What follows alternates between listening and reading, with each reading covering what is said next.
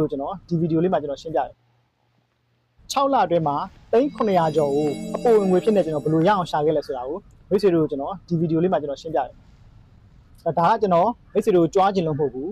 အဓိကကိုဘယ်လိုမျိုးလုပ်ခဲ့တယ်ဆိုတာရယ်မိတ်ဆွေတို့လိုက်ပြီးတော့လုပ်မယ်ဆိုလို့ရှိရင်လုပ်လို့ရအောင်ကျွန်တော်ရှေ့ကလမ်းပြပေးချင်တာဖြစ်တယ်ဒီနောက်တစ်ခုကကြတော့ online ကိုမသုံးသေးတဲ့မိတ်ဆွေတွေအခုကျွန်တော်ရဲ့ဟွာထဲမှာ follower ထဲမှာဆိုရှိတယ် online ကိုသိမသုံးတတ်သေးဘူး social media မသုံးတတ်ဘူး TikTok ကိုသိမသုံးတတ်ဘူး Facebook ကိုသိမသုံးတတ်ဘူးဒီလိုမျိုးတွေရှိတယ်သုံးတာပါပြောချင်တာကဒီလိုမျိုး social media မှာဝင်ပြီးတော့ကြည့်တယ်တကယ်တမ်းစီးပွားဖြစ်အသုံးမချတဲ့သူတွေရှိတယ်ပေါ့နော်အဲ့လိုမျိုးသူတွေအတွက်တကယ်သုံးဖို့အတွက် motivation ရလာအောင်လို့ပြောပြချင်တာ social media ကတကယ်သုံးလို့ရနေပြီဆိုတဲ့အကြောင်းပေါ့နော်အဲ့တော့အရင်ဆုံးကျွန်တော်ဒီလိုမျိုးရဖို့အတွက်ဘာတွေလုပ်ခဲ့လဲဘယ်အရေးချင်းတွေကကျွန်တော်ဒီလိုမျိုးကူညီပေးရတယ်ပြီးရင်မိတ်ဆွေတို့လုပ်မယ်ဆိုလို့ရှိရင်ရောဘယ်လိုမျိုးလိုက်ပြီးလုပ်လို့ရလဲအဲ့ဒါလေးကိုကျွန်တော်ရှင်းပြတယ်အရင်ဆုံးကျွန်တော်ကိုဘယ်အရေးချင်းတွေကဒီလိုမျိုးရှာလို့ရအောင်ကူညီပေးလဲဆိုတာကိုကျွန်တော်ပြောပြမယ်ပထမဆုံးအနေနဲ့ကျွန်တော်တို့က personal branding ကောင်းမှုလို့အရင်ရေးကြည့်တယ် personal branding ကောင်းတော့မှကျွန်တော်တို့ကဒီလိုမျိုးသိန်းကိုယာချီပြီးတော့ရှာလို့ရမှာဖြစ်တယ်နောက်တစ်ခုကကြတော့ကျွန်တော်တို့ကိုယ်မှာကျွမ်းကျင်တဲ့အရေးချင်းတစ်ခုရှိရမယ်အဲ့ဒီကျွမ်းကျင်တဲ့အရေးချင်းကလူတွေရဲ့ပြဿနာကိုဖြေရှင်းပေးနိုင်တဲ့ဥစ္စာဖြစ်ကလူတွေရဲ့ပြဿနာနော်အဲ့လူတွေရဲ့ပြဿနာကြီးမားတဲ့ပြဿနာကိုဖြေရှင်းပေးနိုင်တဲ့အရေးချင်းတစ်ခုဖြစ်ဖို့လိုတယ်အဲ့ဒါလေးကိုလည်းကိုကကြိုပြီးတော့လေ့လာထားရမယ်နောက်တစ်ခုကကြတော့ social media platform တွေအကြောင်းသိရမယ်ဘယ် social media ကဘယ်လိုမျိုးလုပ်နေလဲဘယ် social media မှာတော့ဘယ်လို post တွေနေရမယ်ဒီအကြောင်းကိုသိဖို့လိုတယ်ပြီးနောက်တစ်ခုကကြတော့လူတွေအကြောင်းသိဖို့လိုတယ်ကျွန်တော်တို့ကလူရင်းတွဲပြီးတော့လုပ်ရတယ်ကျွန်တော်အများအားပြောသလိုပဲကျွန်တော်သင်ပေးတဲ့အတန်းတွေမှာရောကျွန်တော်အများအား knowledge sharing လုပ်ရင်တော့ကျွန်တော်အများအားပြောတယ်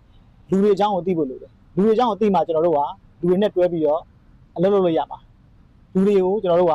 ရောင်းလို့ရမယ်အဲ့တော့အရေးကြီးတာကျွန်တော်ရောင်းတတ်ဖို့လည်းလိုတယ်ဘာလို့ပြောချင်လဲအဲ့တော့အဲ့ဒါတွေကျွမ်းကျင်လို့ရှိရင်ကျွန်တော်တို့က online ကနေပြီးတော့မှဒီလိုမျိုးသိန်းကိုယာချီပြီးတော့မှအပေါ်ဝင်ငွေဖြစ်နေကျွန်တော်တို့ရှာလို့ရပါတယ်အဲ့တော့မိတ်ဆွေအနေနဲ့ဒါတွေကိုကျွမ်းကျင်အောင်လုပ်ပါ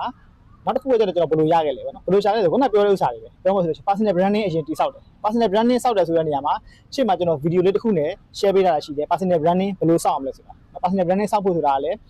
ကျွန်တော်တို့ဇွဲရှိဖို့လိုတယ်ပြီးရင်ကျွန်တော်တို့ value တန်ဖိုးရှိတဲ့ဥစ္စာကိုကျွန်တော်ချပြပေးနိုင်ဖို့လိုတယ်ပြီးရင်ကျွန်တော်တို့ကိုပြောတဲ့စကားကိုတခြားသူတွေနှလုံးသားနဲ့ရအောင်ကိုပြောတတ်ဖို့လည်းလိုတယ်